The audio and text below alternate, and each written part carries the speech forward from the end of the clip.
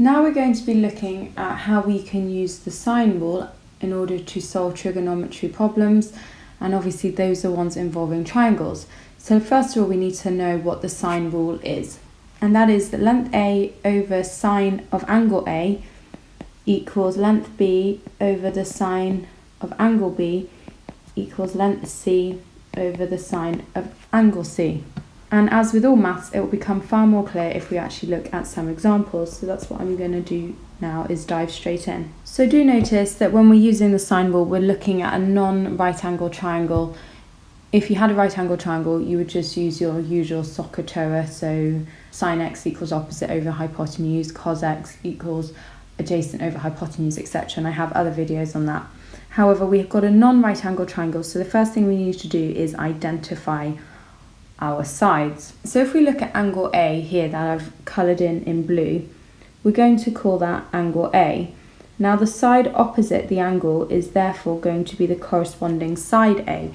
So I'm going to label this as A. Let's look at identifying angle B now, and it doesn't matter which one you pick, but I'm going to call 72 degrees angle B, and therefore the side opposite that angle is just going to be side B. And then lastly, let's look at 51 degrees. We're going to assign that angle C, and therefore the side opposite is C. And now we're going to actually try and solve the question. So we're looking for the length of sides X and Y. Now obviously we're looking for X and Y, but in order to do that we need one final piece of information, and that is the size of angle A. And luckily, because it's a triangle, all angles in a triangle add up to 180 degrees. That is a fact.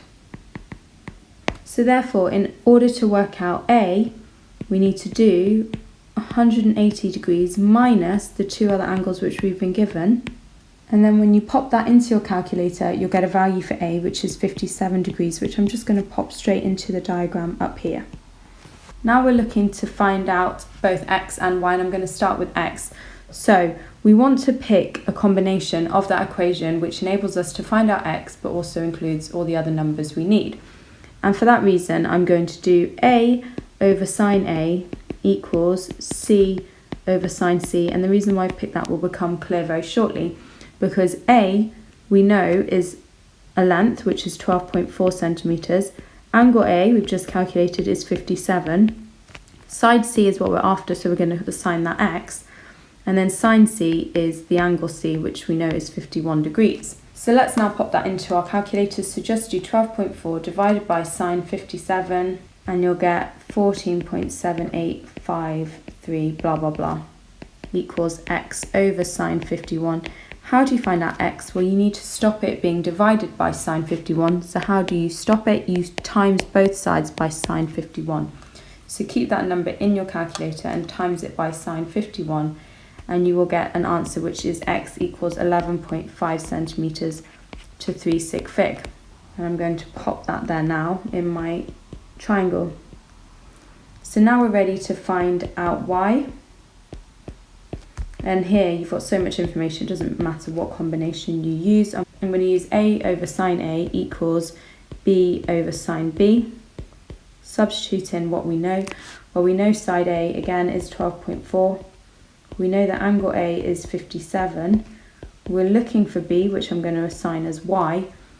And then angle B is 72 degrees as seen in the diagram. So I'm going to put sine 72.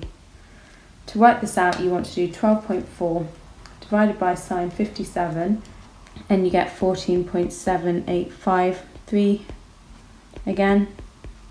So we know that equals Y over sine 72. To stop Y being divided by sine 72, we multiply by sine 72, and then when you've popped that into your calculator, you'll get a value which is that Y equals 14.1 centimetres to 3 significant figures. Let's look at a second example now. I'm going to write out the sine rule again. So that's A over sine A equals B over sine B equals length C over angle of sine C. So let's label our sides. So I'm going to call this angle A, which means the side opposite that is side A. This is going to be angle B, which means the side opposite is B. So we actually don't need that last bit. So I'm going to substitute straight into this version of the sine rule. So side A is 16 centimetres, angle A is 88 degrees, B we know is 12.5 centimetres, angle B we're after At this point we want to cross multiply in order to, because the sine B is on the bottom. So that means you do 16 sine B equals 12.5 sine 88, and luckily you can just put 12.5 times sine 88 into your calculator just to get a number on this side, equals 16 sine B. To get sine B by itself, you want to divide both sides by 16. So sine B equals 0.783 blah blah blah, and then we need to inverse sine in order to calculate angle B. And this is a nice sensible answer. Our angle B is 51.6 degrees. So make sure it makes sense. In this third example, we're being asked to find angle H and length G. So in order to get going, we first of all need to work out that missing angle here, which is nice and straightforward. We know that all angles in a triangle add up to 180. So therefore angle H will be 180 minus the two angles we've been given, which makes angle H 87 degrees. So we can pop that straight into the triangle here. And now we're looking for length G. So I want to use the sine rule, which is A over sine A equals B over sine B, and I just need to attach these letters to the information in the triangle. It doesn't matter how you do this, but we're going to call, for argument's sake, 39 degrees angle A, which means G is side A, and then we're going to say that 54 degrees is going to be angle B, which means that 6.62 is side B. And now substitute into the equation. So we're looking for G, which is A, then angle A we know is 39 degrees, B is 6.62 centimeters, and angle B is 54 degrees.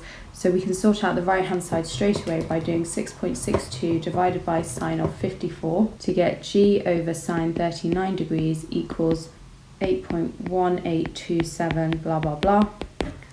How do we get G by itself? Well, we need to times both sides by sine 39.